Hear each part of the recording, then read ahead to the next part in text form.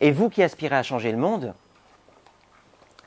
encore faut-il que vous soyez en capacité de bien le connaître pour bien le comprendre. Y trouver votre place, identifier les leviers que vous allez pouvoir activer pour transformer les choses, et peut-être aussi les obstacles que vous serez amené à contourner pour ne pas vous prendre les pieds dans le tapis et avoir une action efficace. Certaines parmi vous doivent se dire, mais qu'est-ce que c'est que la géopolitique ? La géopolitique, c'est d'abord un carrefour de disciplines. L'idée, si vous voulez, c'est de convoquer toutes les sciences humaines que l'humanité a pu développer pour tenter d'éclairer de plusieurs manières différentes une même réalité. Ces disciplines, qu'est-ce que c'est ? Il y a la géographie, vous retrouvez le géo dans géopolitique, il y a l'histoire, il y a la sociologie, il y a l'économie, il y a la philosophie, qu'il s'agisse de philosophie politique ou de philosophie morale. Il y a tout un tas de disciplines qui vont être appelées à la rescousse pour essayer de mieux saisir le monde dans sa complexité. Vous connaissez sans doute cette histoire-là. Vous connaissez cette légende qu'on retrouve dans plusieurs traditions? Non? La légende dit que dans un village vivaient des aveugles. Et ces aveugles ont été invités à identifier un objet vivant qui n'était pas encore. Vous en avez un premier ici qui s'approche de cet objet et qui se dit « Tiens, je suis en train de toucher un tapis ». Il y en a un autre ici qui touche une autre partie de l'objet et qui se dit « Ah, je sais, ça ne peut être qu'un serpent ». Un troisième ici qui, du bout du doigt, vient toucher l'objet et qui immédiatement a la réponse. Il ne peut s'agir que de la pointe d'une flèche. Un autre individu encore qui va se mettre à tâter une partie de l'objet et qui est convaincu d'avoir la bonne réponse, ça ne peut être qu'un tronc d'arbre.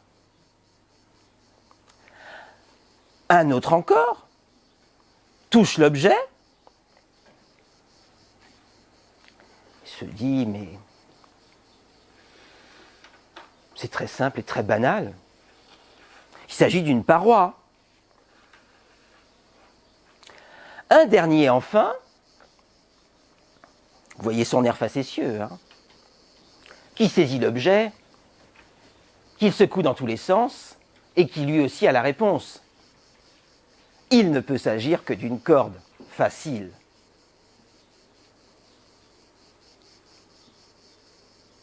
Qui a raison ? Personne. Personne. Et pourquoi personne n'a raison ? En effet, les uns et les autres n'ont saisi qu'une partie, qu'une dimension de l'objet. Mais pour véritablement le connaître, il faut tenter de le saisir sous tous ses aspects et par toutes ses dimensions. Cette petite légende est une métaphore de la complexité du monde. Beaucoup de gens, surtout parmi les adultes, pensent détenir la vérité sur le monde, pensent avoir le dernier mot sur la compréhension du monde. Mais évidemment, cette compréhension absolue, multifacette,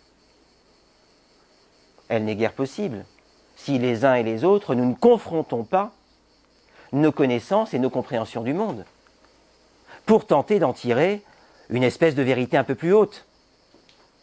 Vérité qui sera évidemment toujours provisoire, parce que le monde bouge, le monde change, comme les gens qui sont dedans d'ailleurs.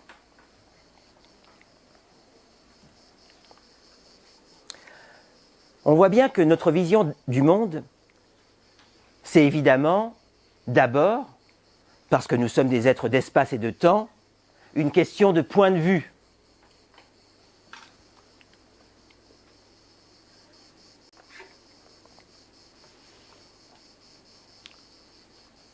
Cette carte, elle n'a rien de très particulier. C'est la carte du monde que nous partageons depuis les plus petites classes. Qu'est-ce qu'on pourrait dire de cette carte? Hugo? Elle est européano-centrée, enfin, je ne sais pas comment dire, elle est sensationnelle. Ah oui, tu as tout à fait raison. Tu as tout à fait raison, pardon.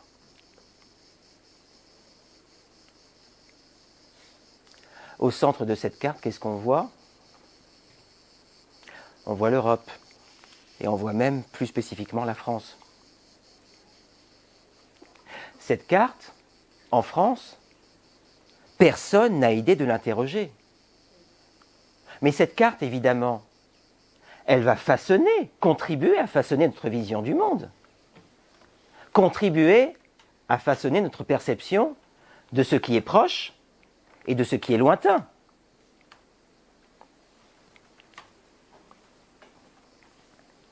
Qu'est-ce qu'on peut dire de cette carte? Est-ce qu'elle est, entre guillemets, fausse?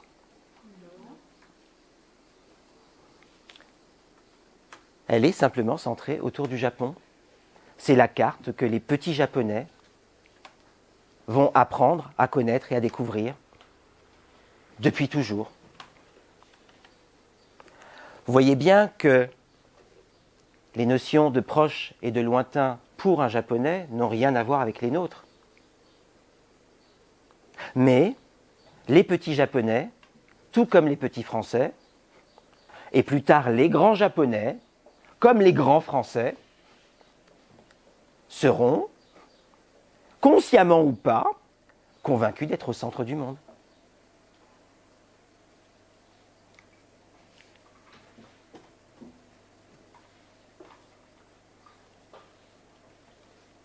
C'est le même principe, mais c'est toujours une carte, comment dire, ce n'est pas moi qui ai élaboré cette carte. C'est la carte du monde telle que cette fois, les États-Uniens le voient. Je vous parle d'États-Uniens plutôt que d'Américains, parce que si je parle des Américains pour définir les citoyens des États-Unis d'Amérique, que vont dire les autres? Les Canadiens, les Mexicains, les Latino-Américains, Brésiliens, Argentins et autres. Eux aussi, ce sont des Américains, non? Donc, ne vous étonnez pas que je parle d'États-Uniens quand j'évoquerai les habitants ou les citoyens ou les puissances des États-Unis d'Amérique. Voyez un peu comment les États-Uniens se projettent dans le monde à travers cette carte.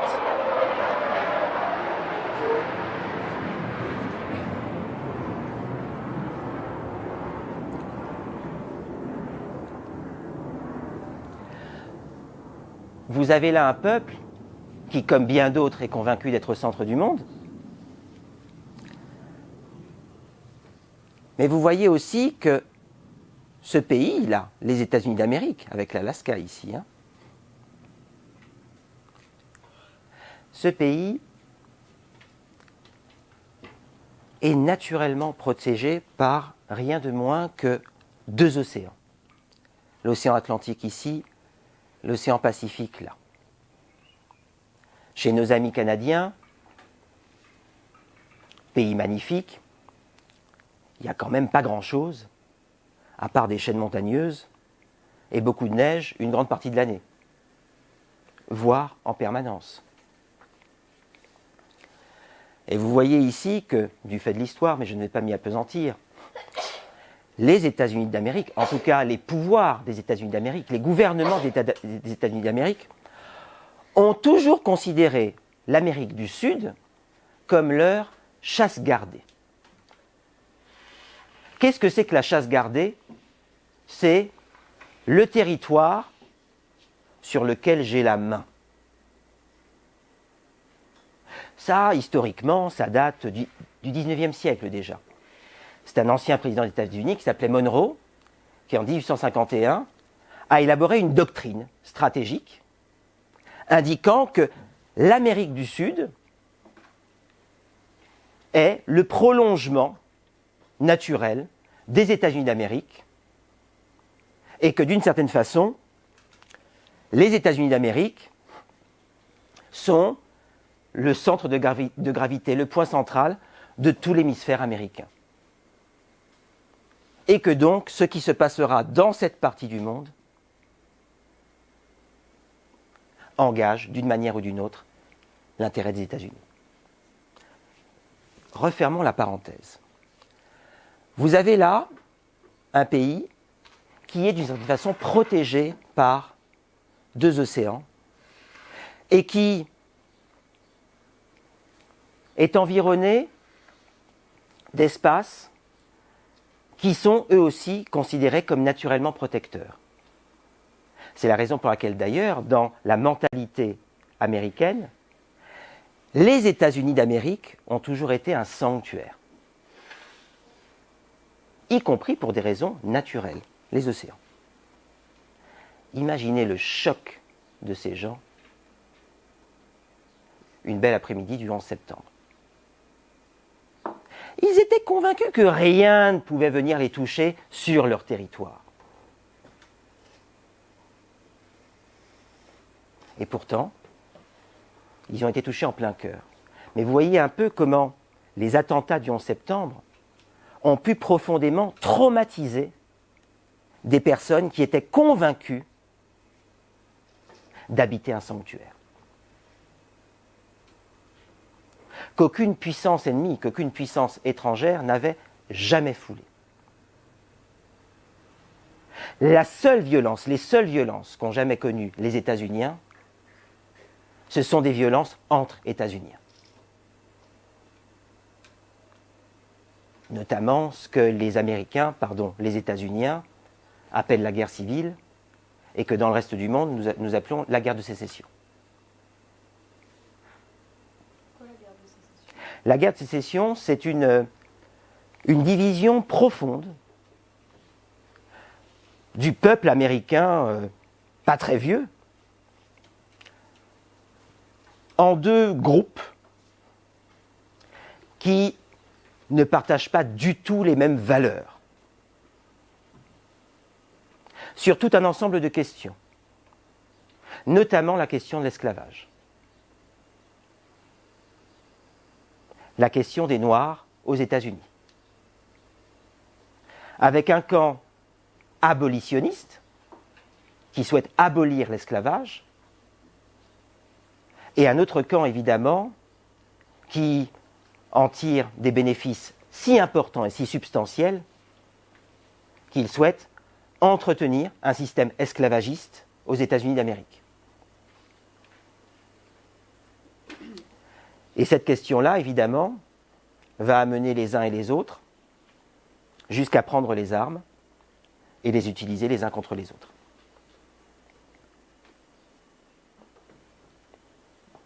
Si vous voulez, il y a une question très très très pratico-pratique.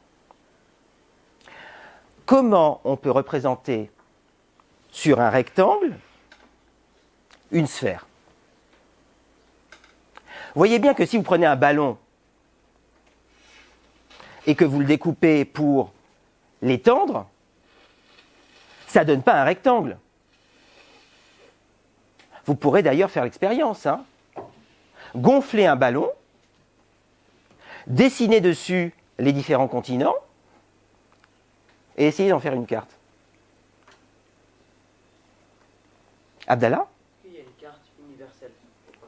Ça existe? Non, ça n'existe pas. Ça n'existe pas. Là encore, vous savez, chacun ses choix. Chacun ses choix. Parce qu'il y a plusieurs choix possibles. La carte qui s'est imposée pour des raisons politiques, pour des raisons pratiques d'abord, pour des raisons politiques ensuite. C'est la carte dite de Mercator. Mercator, c'était qui? C'était un navigateur. Ce bonhomme sillonnait le monde en bateau, et son souci, évidemment, c'était de ne pas se perdre. Mais encore une fois, comment vous allez passer d'un rond, d'une sphère, à une carte? Eh bien, Mercator a fait le choix de conserver l'ensemble des distances maritimes. Mercator s'est dit, s'il y a quelque chose à déformer quand j'ai passé de la sphère à la carte, ce n'est pas les océans. Je ne vais pas déformer les océans parce que c'est de ça dont j'ai besoin. Si je ne déforme pas les océans, qu'est-ce que je vais être amené à déformer? Les continents, les surfaces terrestres. Donc toutes les distorsions qui vont être produites par le passage d'une sphère à une carte vont être reportées sur les espaces terrestres. Donc, cette carte, cette projection cartographique de Mercator est juste du point de vue maritime, mais fausse du point de vue terrestre. Pourtant, c'est la carte qui, pour des raisons politiques, s'est imposée, tout simplement parce qu'elle fait la part belle à un certain nombre de puissances politiques qui, notamment, mais ça on le verra plus tard, se sont lancées dans la colonisation du monde. Et il était important pour ces puissances-là d'apparaître déjà de façon centrale, parce que la colonisation du monde est une affaire essentiellement, sinon exclusivement, européenne. Et puis, tant qu'à faire, si on peut donner à son continent et à ses terres plus d'importance qu'elles n'en ont dans la réalité, pourquoi s'en priver?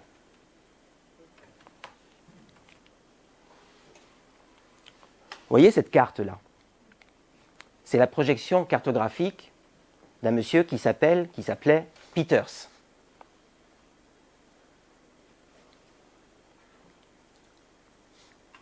Cette carte, évidemment, cette projection, elle est fausse. Eh bien non, les amis. Cette carte, cette projection, a pris le parti inverse de la projection de Mercator. On va, pour passer d'une sphère à une carte, reporter les distorsions sur les surfaces maritimes. Cette carte vous donne une juste idée de la réalité des proportions terrestres des différents territoires de la planète. Imaginez un peu que depuis l'enfance, on nous ait montré cette carte,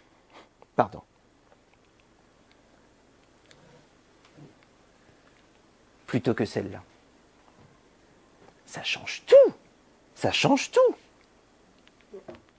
Mais regardez un peu la représentation du continent africain.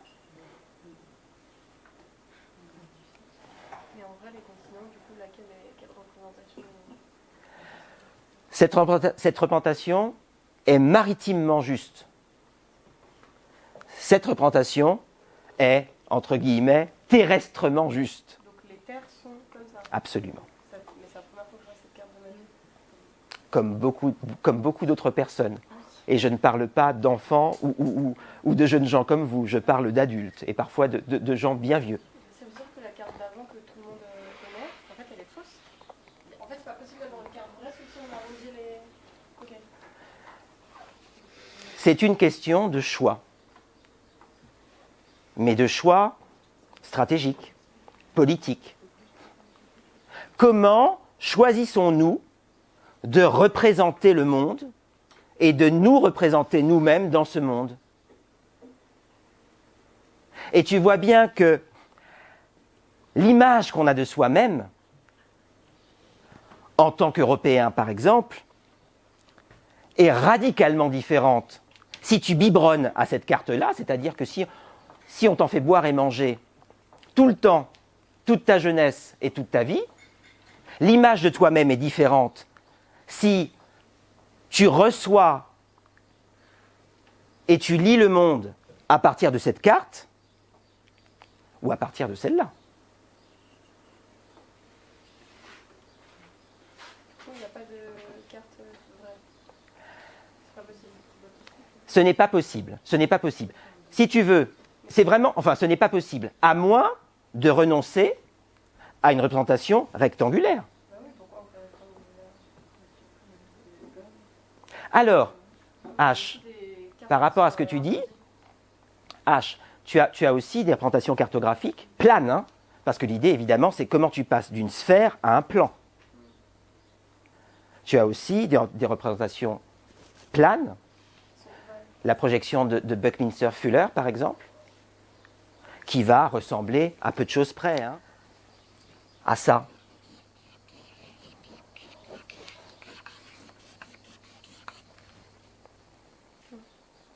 Parce que justement, le choix qui a été fait, l'option qui a été retenue, c'est pas de distorsion. Donc, pas de rectangle. Mais dans les sphères, on voit les proportions terrestres, elles sont les mêmes que celles de la carte d'avant.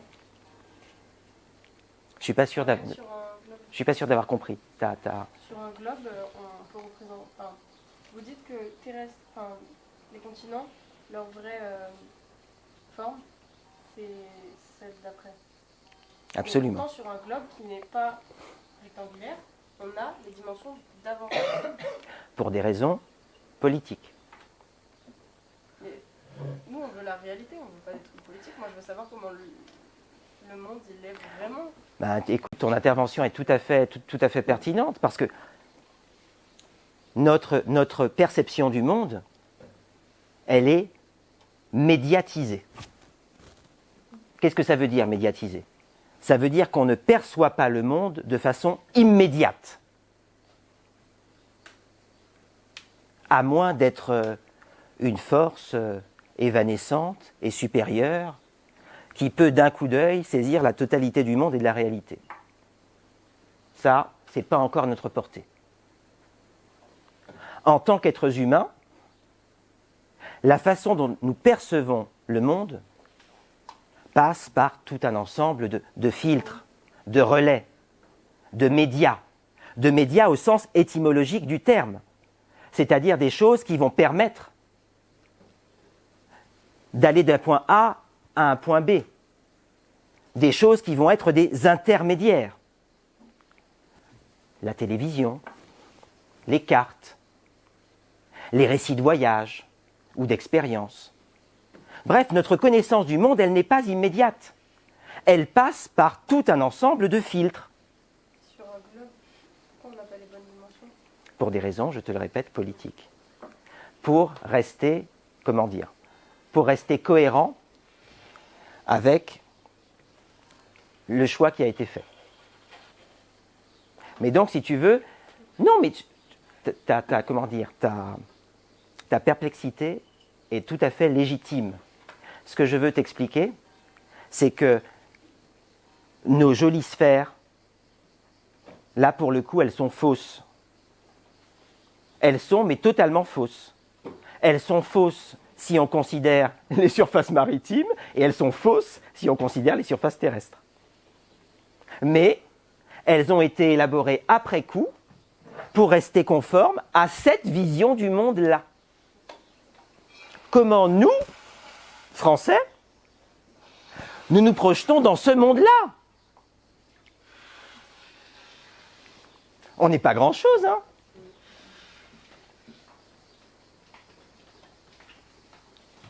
Voyez un peu les discours qui circulent et qui sont véhiculés sur le continent africain notamment.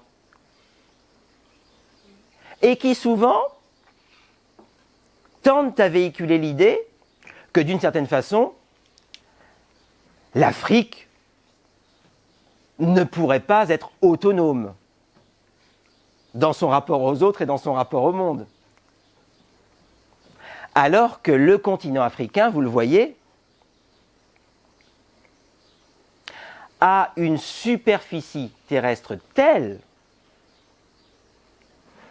qu'il comporte, comme vous le savez très certainement, des richesses naturelles, qu'elles soient, comment dire, hors de terre ou souterraines, exceptionnelles, extraordinaires.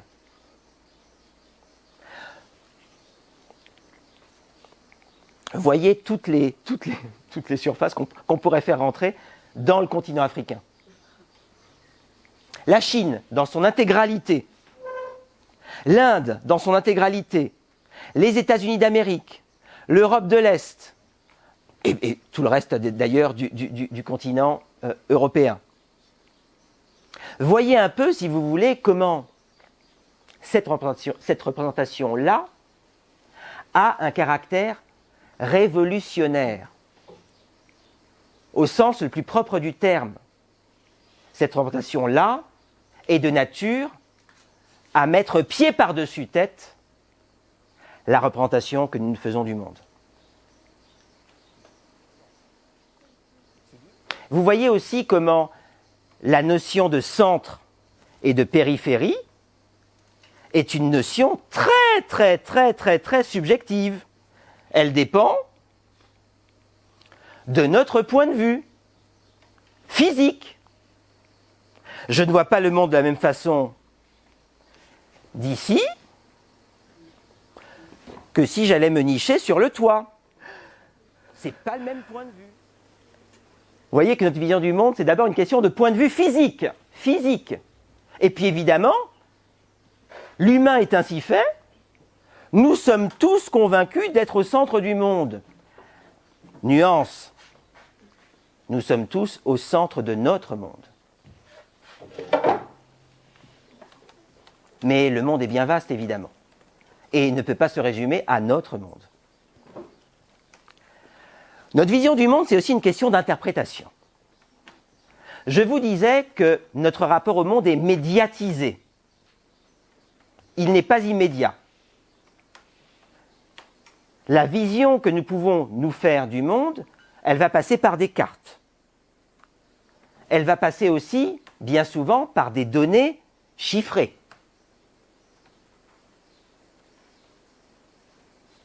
Nombre d'habitants de tel ou tel pays, chiffres renvoyant à des données matérielles, économiques, sociales, etc., etc., etc. J'aimerais que vous reteniez une chose. Un chiffre isolé. Le produit intérieur brut de la France est de X%. En soi, ça ne veut rien dire. Ça ne veut absolument rien dire. C'est ininterprétable. La France comporte un peu moins de 70 millions d'habitants. Bon, ben très bien, soit. Ça enrichit ma culture personnelle et j'aurai plus de chances de gagner question pour un champion. Mais à quoi ça me sert? À quoi ça me sert? Ce que je veux vous dire, c'est que un chiffre isolé, une donnée, c'est une photographie. Ce qui est intéressant, c'est de connaître le film. Et c'est en ayant une idée du film, ou en tout cas de ce qui s'est passé avant, que vous pourrez peut-être interpréter le chiffre qui sera partagé avec vous. Considérons que ce point, c'est un pourcentage. La croissance du Brésil est de 4%. C'est-à-dire que sur cette année, ou sur l'année écoulée, matériellement, et encore, hein, c'est bien plus complexe que ça, mais je simplifie le propos. Mais dites-vous que ce propos est faux. Dire que la croissance du Brésil est de 4%, ça voudrait dire que la valeur matérielle du Brésil a augmenté de 4%. Entre une année moins 1 et une année 0. Bon, qu'est-ce que ça veut dire, ça? Croissance de 4%. Bon, oui, très bien. Je vais peut-être pouvoir, encore une fois, à question pour un champion, faire mon malin et répondre, moi je sais, la croissance du Brésil est de 4%. Est-ce que ça m'aide à comprendre, ne serait-ce que le Brésil? Vous voyez bien que ce point-là, ce chiffre, il peut renvoyer à au moins 3 réalités radicalement différentes. Au moins 3 réalités radicalement différentes. Première réalité, ce point s'inscrit sur une ligne assez horizontale et on est sur une situation stable. Il y a 5 ans, la croissance du Brésil était déjà de 4%. Bon, très bien, rien de nouveau sous le soleil. Le pays se maintient. Mais ça peut aussi vouloir dire qu'il y a 5 ans, la croissance du Brésil était de 13%. Et là, qu'est-ce que signifie ce point? Qu'est-ce que signifie ce chiffre? Qu'est-ce que signifie ce pourcentage? Il signifie une dégringolade. Une dégringolade.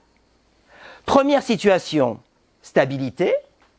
Deuxième situation, patatras, dégringolade. Troisième situation possible,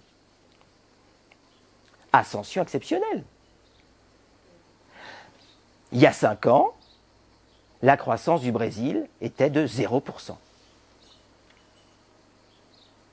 Donc vous voyez qu'un chiffre isolé, si on n'a pas le film, si on n'a pas les épisodes précédents, si on n'a pas le contexte, si on n'a pas de point de comparaison, eh bien mes chers amis, ça ne veut rien dire.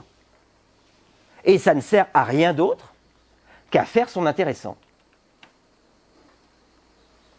Vous apprécierez d'ailleurs au passage que nombre de grandes personnes passent leur vie à faire leur intéressant. Dans leur quotidien, à l'abri des regards ou sur des plateaux télé.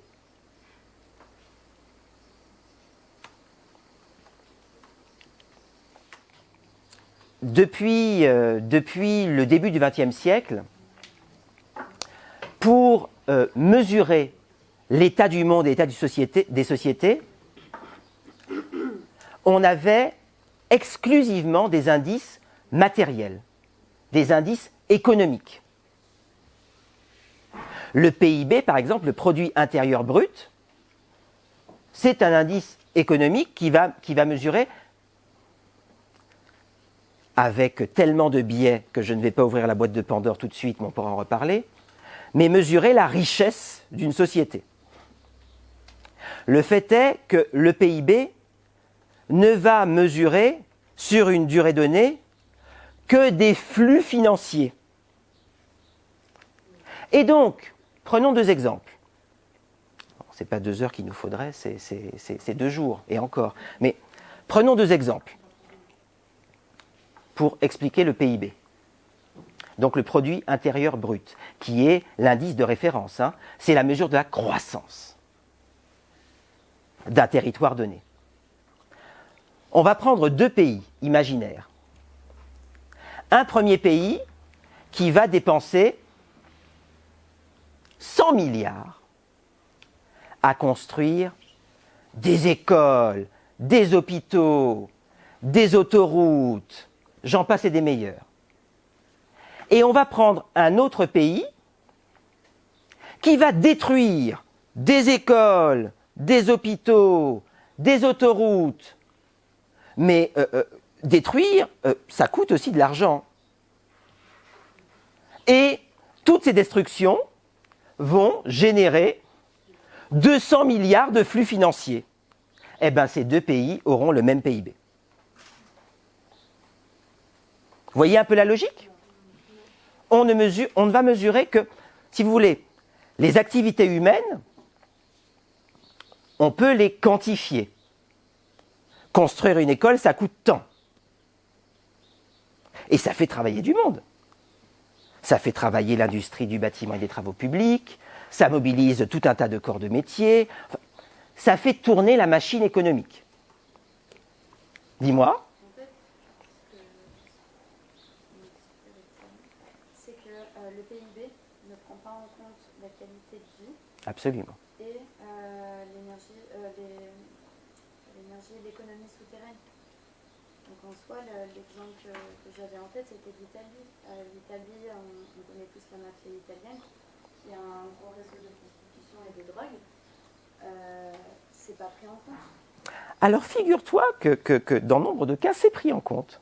C'est pris en compte parce que, évidemment, y compris quand tu as une activité criminelle qui génère de l'argent, ben cet argent, il va circuler. Et il va falloir, d'une manière ou d'une autre, le blanchir, dit-on. Mais là aussi, vous voyez un peu les mots qui sont utilisés. C'est de l'argent sale, de l'argent issu d'activités criminelles qu'on va blanchir, rendre propre. Dans nombre de cas, les flux financiers qui sont générés par les activités illicites, illégales, criminelles, sont pris en compte. Pour revenir à ce dont on parlait à l'instant, quand vous construisez des choses, vous allez avoir besoin d'argent pour ça. Il y a de l'argent qui va se mettre à circuler dans la société, de l'argent qui va passer de la main d'un acheteur à la main d'un vendeur. C'est une image évidemment, hein, parce qu'il y a un système bancaire et des intermédiaires de toutes sortes, etc. Mais en tout cas, il y a de l'argent qui va circuler, de l'argent qui va sortir de mon portefeuille pour aller dans celui de quelqu'un d'autre. Cet argent qui circule, on l'appelle un flux monétaire ou un flux financier. Et donc, les flux financiers générés par une activité de construction vont être pris en compte pour calculer le PIB au même titre que les flux financiers générés par des activités de destruction.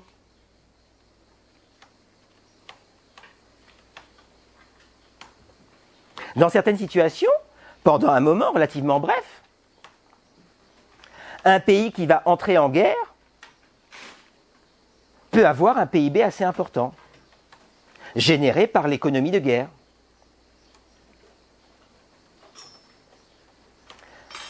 Destruction, système d'assurance, achat d'armes, et économie liée aux armements, etc., etc., etc. Hugo ? Du coup, en fait, le PIB, c'est complètement débile, c'est une valeur complètement erronée. Chacun se fera son point de vue. Je veux dire, waouh, ce pays a de l'argent, mais au final, de l'argent, c'est vrai que c'est sûr que si l'argent il vient de 50% de la mafia, bah waouh, il a de l'argent ce pays. Ben, si tu veux, ça te montre bien que un tel chiffre, quand tu grattes un petit peu, ça ne veut pas dire grand-chose. Ça ne veut pas dire grand-chose. Et pourtant, c'est par rapport à de tels chiffres que dans le monde dans lequel nous vivons, l'essentiel des décisions sont prises. Les amis ? Mais pour calculer le PIB, il faut avoir la même monnaie. Mais du coup, si on n'a pas la même monnaie, ils doivent le... Alors là, si tu veux, on rentre dans le fonctionnement du système monétaire. On va peut-être laisser ça pour une autre session.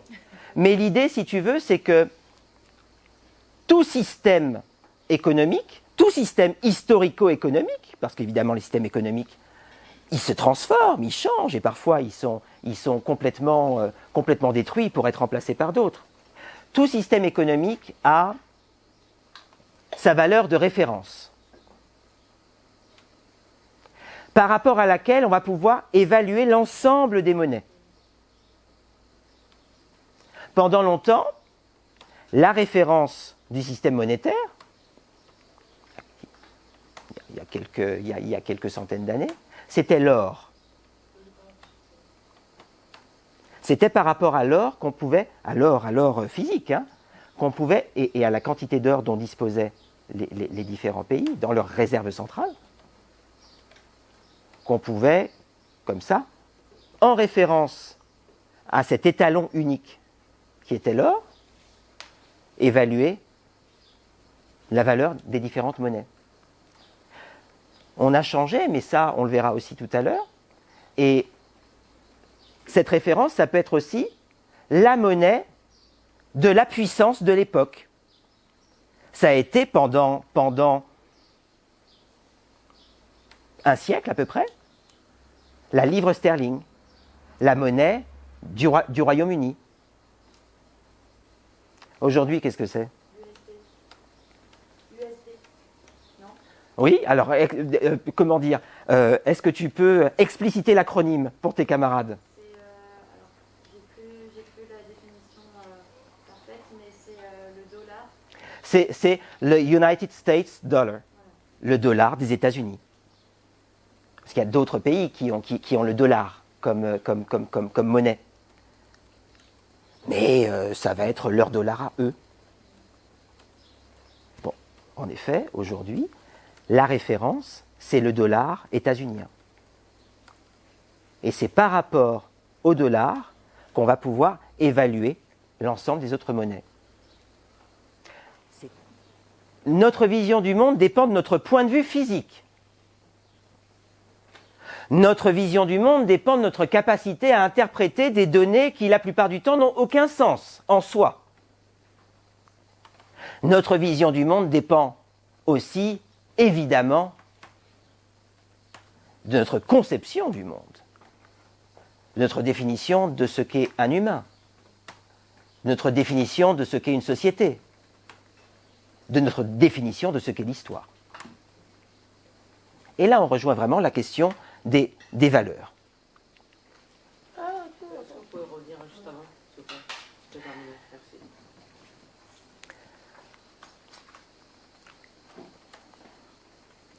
La façon dont vous allez lire le monde, la façon dont vous allez voir le monde, va dépendre de choses très très très intimes,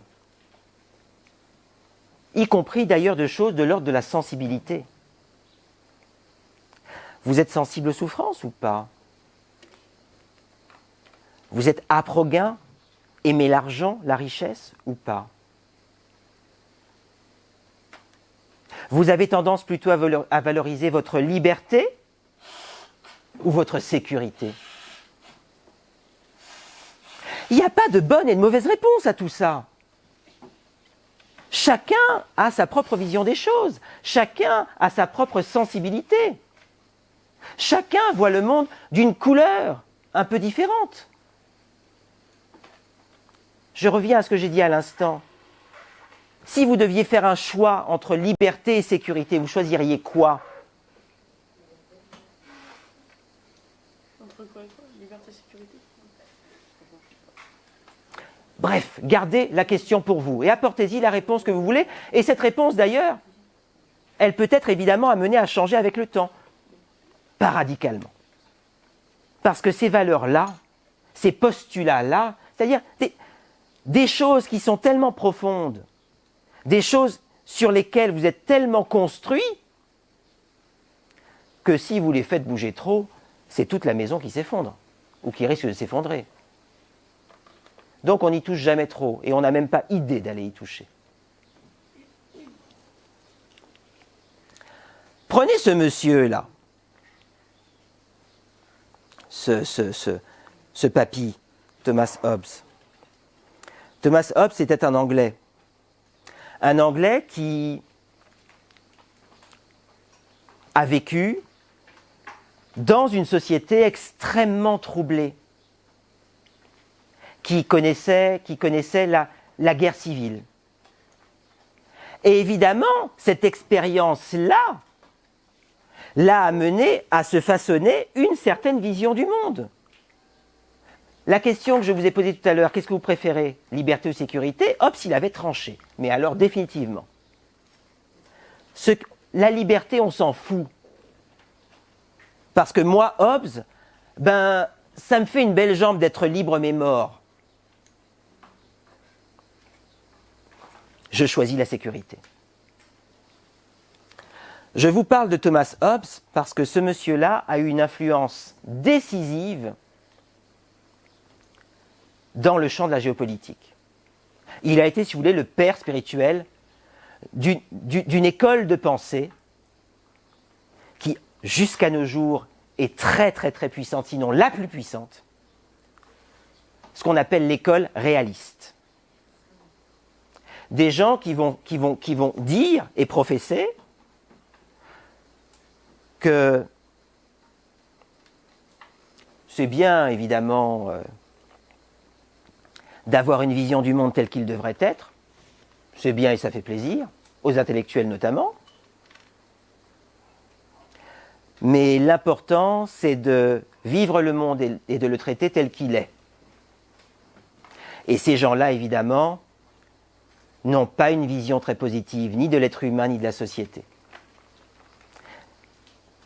Thomas Hobbes, il a eu une formule qui a eu une postérité fabuleuse. C'est lui, un jour, qui a dit, ou plutôt qui a écrit « Homo homini lupus ». L'homme est un loup pour l'homme. Ça lui vient quoi, cette idée que l'homme est un loup pour l'homme? Ça lui vient du fait qu'il a vécu en un temps ou en un lieu où les hommes et les femmes se déchiraient, s'entretuaient. Et il en a été profondément marqué dans sa vision du monde. Si cela, la vie internationale est une arène de gladiateurs, ça veut tout dire, hein. Ça veut tout dire. Mais c'est très cohérent avec sa vision de l'être humain. Si à titre individuel, l'homme est un loup pour l'homme, à titre collectif, les sociétés, elles aussi, vont s'entre-déchirer et vouloir prendre le pas les unes sur les autres. Hobbes serait né ailleurs, comme c'est le cas pour un grand monsieur, qui lui, si vous voulez, a été à l'origine d'une autre école de pensée, radicalement différente de la première. Ce monsieur, donc, qui est resté dans l'histoire sous le nom de Grotius, qui est en fait une espèce de traduction latine,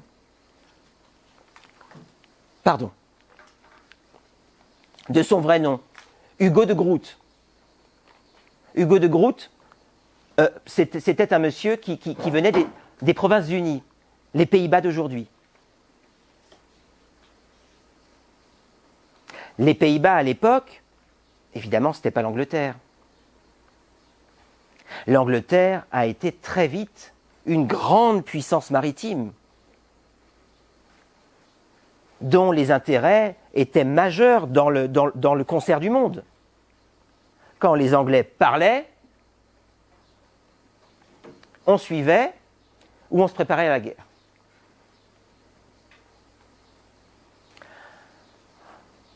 Nos amis des Provinces-Unies,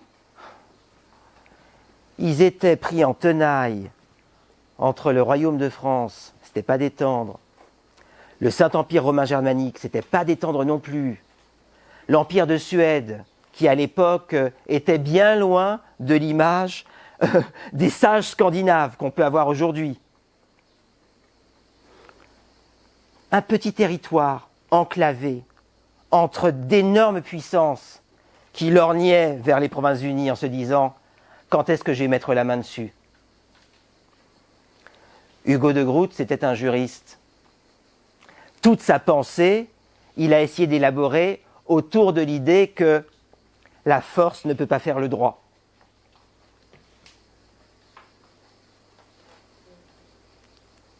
Est-ce que le même Hugo de Groot, s'il était né à la même époque dans le royaume de France, dans le royaume d'Angleterre ou dans le royaume d'Espagne, aurait développé les mêmes choses? Sans doute que non, sans doute que non.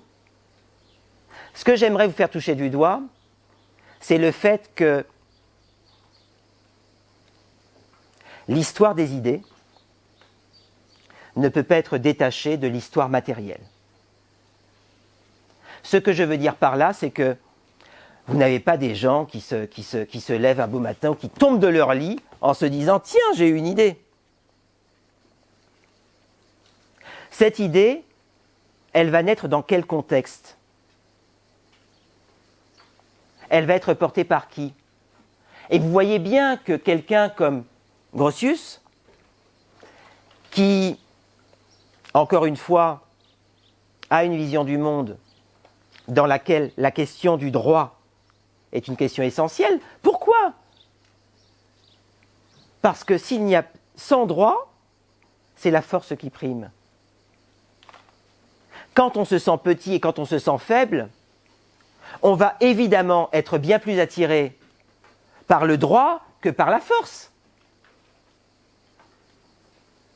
La force, on aime ça tant qu'on est fort. Et puis une fois qu'on faiblit, croyez-moi, on va se mettre à valoriser d'autres choses. On va prendre quelques minutes, juste après. Quelqu'un comme John Locke, à une autre époque, un autre Anglais, John Locke, qui lui est le père de l'école dite libérale. Dans libéral, vous entendez le mot libre, liberté. John Locke est quelqu'un dont toute la pensée a tourné autour de l'idée de la préservation des libertés des uns et des autres. En se disant que pour lui, l'enjeu central dans une société, c'était que la liberté des uns ne vienne pas piétiner la liberté des autres.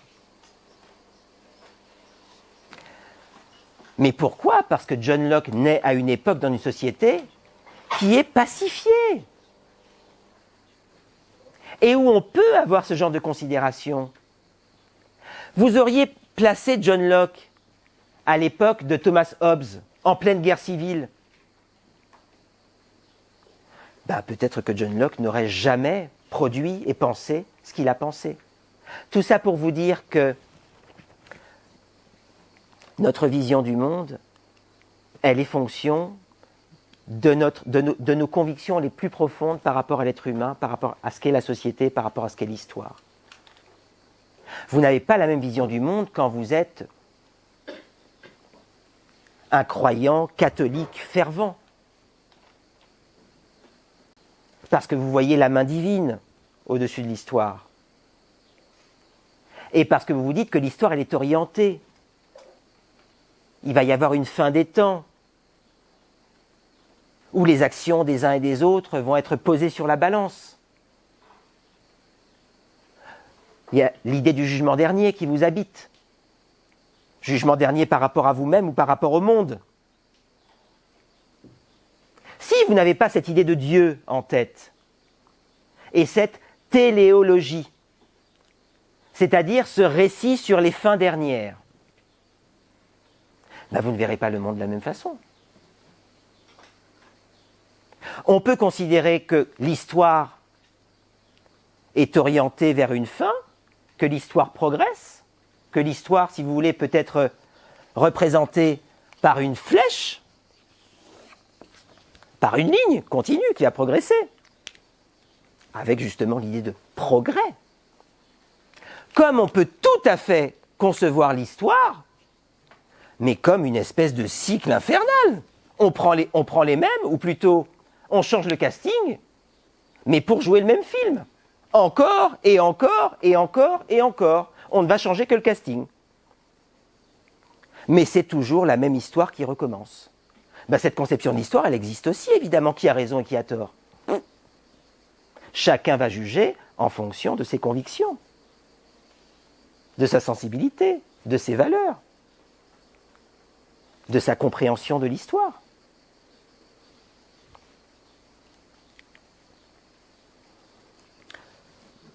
Ce grand barbu, là, vous le connaissez sans doute. Ce monsieur-là, ce barbu, qui n'est pas né avec sa barbe, hein, évidemment. C'était un Allemand qui est né au XIXe siècle, au début du XIXe siècle. Ou même à la fin du XVIIIe d'ailleurs. Bref, peu importe, vous vérifierez. Ce monsieur, en tout cas, a été un acteur central du XIXe siècle. Qu'est-ce qui s'est passé au XIXe siècle?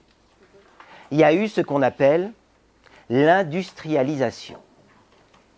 Des usines qui se sont mises à fleurir comme des champignons, partout. Il y avait qui dans ces usines?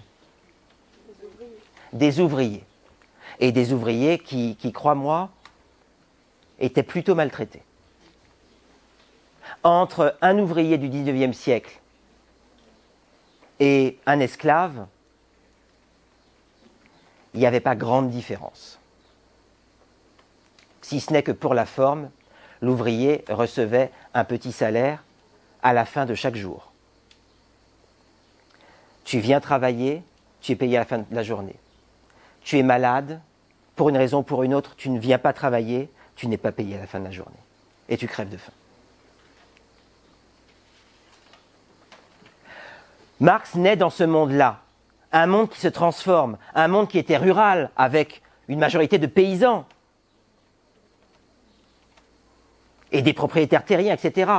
Et ce monde se met à se transformer avec des capitaines d'industrie, des gens qui ont de l'argent et qui vont investir cet argent pour fabriquer des usines et pour produire et vendre. Il faut évidemment des gens pour que la machine tourne, des ouvriers, des prolétaires. Vous vous souvenez de la définition du prolétaire? Celui dont la seule richesse, ce sont les enfants. Parce que quand il sera vieux, il ne pourra plus travailler. Qu'est-ce qui se passe quand tu ne peux plus travailler? Tu meurs. Tu n'as plus rien. Il n'y a pas de système de santé, il n'y a pas de sécurité sociale, il n'y a rien. Il n'y a rien. Soit tu peux travailler ou accumuler de l'argent et ensuite, évidemment, utiliser cet argent quand tu vas vieillir et quand tu ne pourras plus travailler, soit tu sombres dans la misère, dans la souffrance et dans la mort. Marx voit tout ça et se dit « ce monde est dégoûtant. Il faut absolument travailler à le transformer. » Et il va se mettre, si vous voulez, à tenter de donner une forme à sa colère. Il va tenter de comprendre le fonctionnement de la société.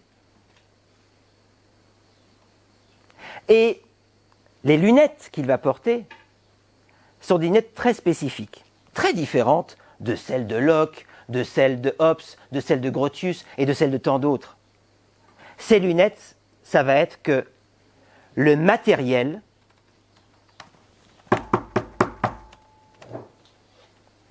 décide de tout. Et que les sociétés évoluent en fonction des forces matérielles qui les traversent.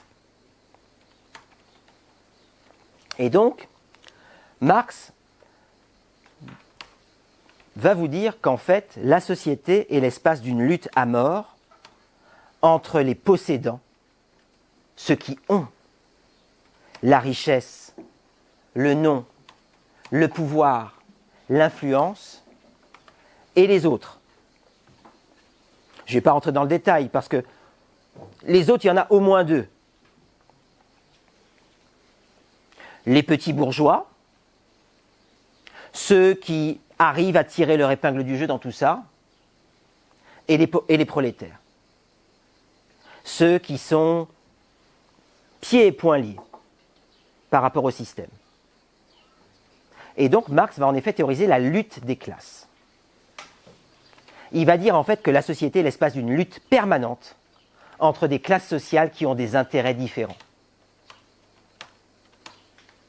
Et Marx, toute sa réflexion va consister à tenter de préparer la dictature du prolétariat. Comment faire en sorte que les prolétaires prennent le pouvoir et transforment la société jusqu'à en faire une société sans classe. Passer par la dictature du prolétariat pour parvenir à une société sans classe. Une société, en fait, si vous voulez, au sens propre du terme, anarchique. Alors quand je vous dis anarchique, ça ne veut pas dire une société bordélique, si vous me passez l'expression. Ça veut dire une société où chacun est son propre maître. C'est son horizon à lui. Et vous voyez bien que si on n'a pas d'horizon, quel qu'il soit, ben, soit on fait du surplace, soit on tourne en rond. L'horizon, ça ne veut pas dire qu'on va l'atteindre, mais au moins, on sait dans quelle direction jeter ses forces. Marx, c'était une société sans classe, une société anarchique, en passant par la dictature du prolétariat. Ça s'est bien passé. Tu peux juger par toi-même. Tu peux juger par toi-même. Ça c'est quelque part, c'est mon sentiment. Ce qui a d'une certaine façon discrédité Marx, c'est ce qui a été fait de ces idées concrètement dans l'histoire. Ben, ça a donné quoi? Ça a donné le stalinisme.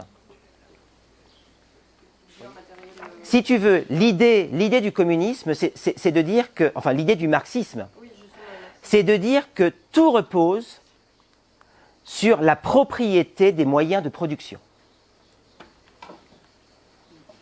Ça veut dire que tout repose sur qui possède ce qui va permettre de produire les richesses du monde. Donc c'est pas la mise en commun. Si, justement. Marx va dire, les moyens de production doivent être la propriété de tous. Mais c'est quoi la différence entre le marxisme et le communisme dans ce cas? Alors, si tu veux, le marxisme, c'est ce qui a alimenté le communisme. Mais il n'y a pas de différence, enfin, c'est juste un autre. Non, c'est un autre nom, mais si tu veux, après, on peut rentrer dans le détail. Mais Marx, évidemment, a produit des livres, a produit des idées, etc. Mais ces idées, ensuite, qu'est-ce qui s'est passé? Ben, il y a plusieurs personnes qui sont saisies et qui ne les ont pas forcément interprétées de la même façon. Donc, tu as eu plusieurs écoles marxistes qui se sont formées. Plusieurs interprétations qui ont été faites d'un même héritage, l'héritage de Marx. Ça rajoute quoi du coup dans le marxisme, la différence?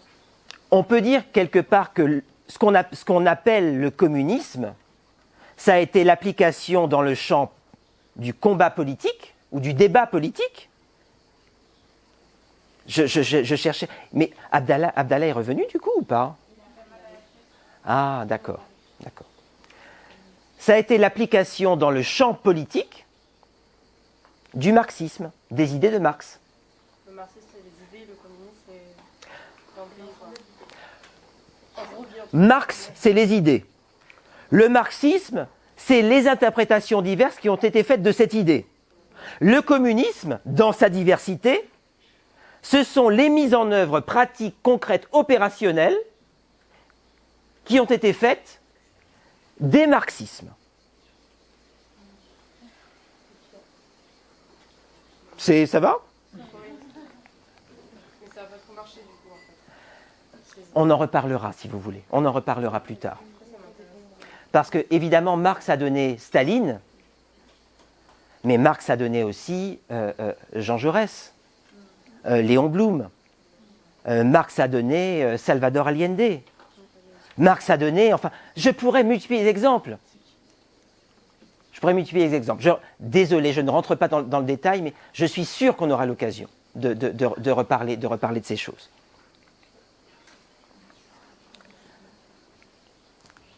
Si vous voulez, et il nous reste 5 minutes pour aborder ça.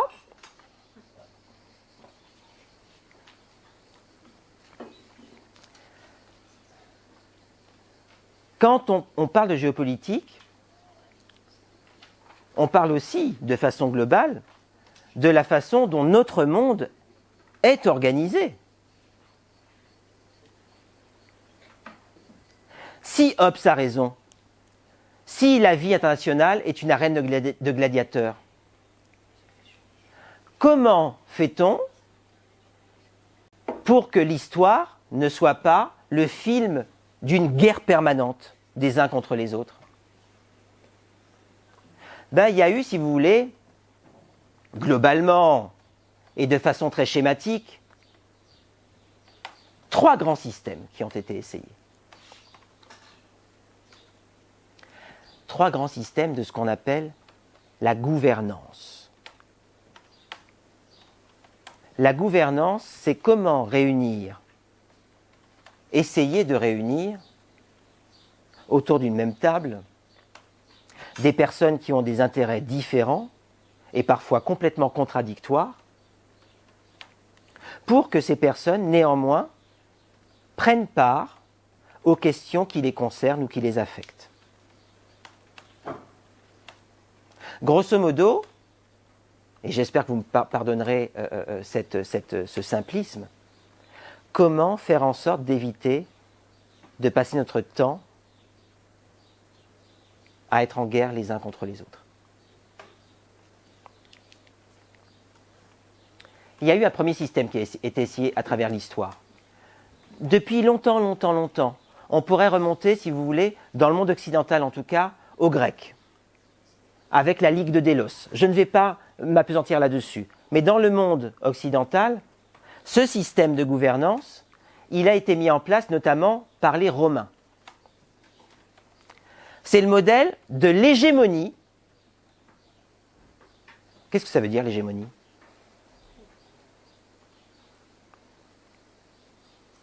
C'est un autre mot pour parler de domination. Ce modèle-là, il est basé sur la domination d'une puissance ou d'un groupe de puissances. Le premier exemple, si vous voulez, enfin, pas le premier, mais un des exemples absolument illustratifs de ce modèle-là, c'est l'Empire romain.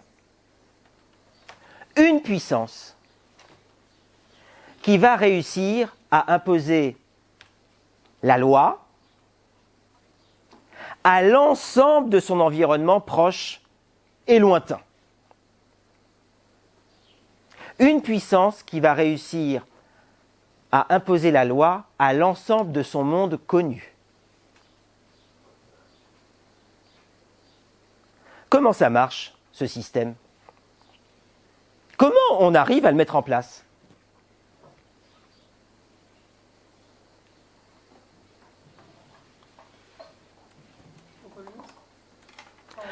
On peut coloniser, et d'ailleurs les Romains l'ont beaucoup fait. Ils ont colonisé, y compris des territoires qu'on appelait les Gaules. Et on colonise comment ? Avec des légions. On colonise avec des armées, voilà, avec la force. Encore faut-il qu'une puissance dans le monde ou qu'un ensemble de puissances soit suffisamment forte pour imposer leurs lois. Mais vraiment, ça passe toujours par la force. On parle de la Pax Romana, la paix romaine. On a parlé à une autre époque de la Pax Britannica, la paix britannique, la paix imposée par les Anglais. On a parlé aussi, même si on en parle un peu moins, mais c'est très récent qu'on en parle moins, on a aussi parlé de la Pax Americana, la paix imposée par les États-Unis. Comment ça marche ? La Pax Romana, elle repose sur la Légion. Tout le monde a lu Astérix. Vous voyez ce que c'est qu'une légion ? Ça repose là-dessus. La Pax Britannica, elle repose sur la canonnière. Imaginez-vous un gros, beau bateau avec plein de canons dessus. Elle repose là-dessus, la Pax Britannica. Elle a reposé là-dessus. La Pax Americana, elle repose sur quoi ? Elle repose sur les Marines, sur les GIs. Elle repose sur une armée, sur une force organisée, suffisamment organisée pour imposer sa loi dans le reste du monde. Pax, ça a donné paix. Mais dites-vous bien que cette paix, c'est pas l'harmonie, c'est pas l'amitié, c'est pas la concorde entre les peuples, c'est simplement l'absence de guerre. Absence de guerre, obtenue par La force. la force et donc par la guerre. Par la guerre.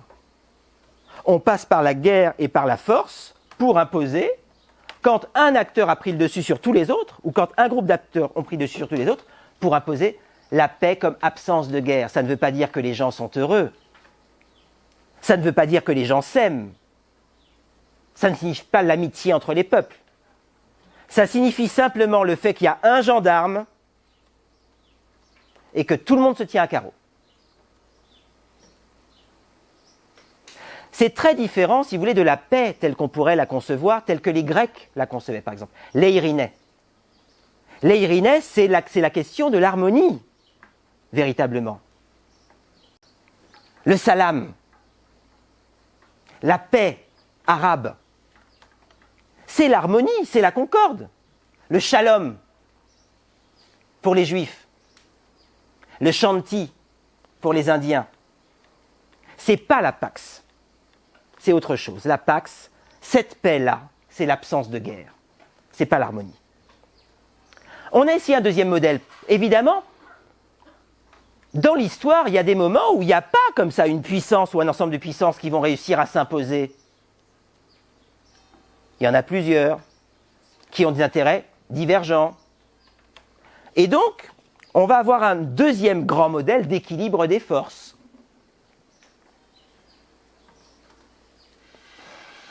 Pourquoi on ne se tape pas dessus? Tout simplement parce que il y a quelques gros bras, mais qui ne sont pas forcément d'accord entre eux. Et donc, il n'y a pas un gros bras qui va s'imposer pour imposer sa loi aux autres. Parce qu'il sait qu'en face, il y a 2, 3, 4 gros bras qui le regardent. On va se regarder en chien de faïence. Hein, imaginez des chiens en faïence qui sont face à face, l'un vis-à-vis de l'autre, qui se regardent et qui parfois montrent les dents. Équilibre des forces. L'équilibre, évidemment, il est toujours précaire. Un empire comme l'Empire britannique, d'ailleurs, a eu une stratégie à une certaine époque, quand on sent que le jeu commence à s'équilibrer et qu'on ne peut plus faire ce que l'on veut. Eh bien, on va essayer d'entretenir l'équilibre des forces. Pendant un siècle à peu près, l'Empire anglais, par rapport au continent européen, a agi de cette façon-là. Dès qu'il y avait une puissance en Europe continentale qui menaçait de prendre le dessus par rapport aux autres, l'Angleterre s'alliait aux plus faibles pour rétablir l'équilibre. Et puis il y a un troisième modèle, un modèle qu'on essaie depuis un peu moins d'un siècle de mettre en place. C'est un système, si vous voulez, un système de droit, un système de règles qui valent pour tout le monde.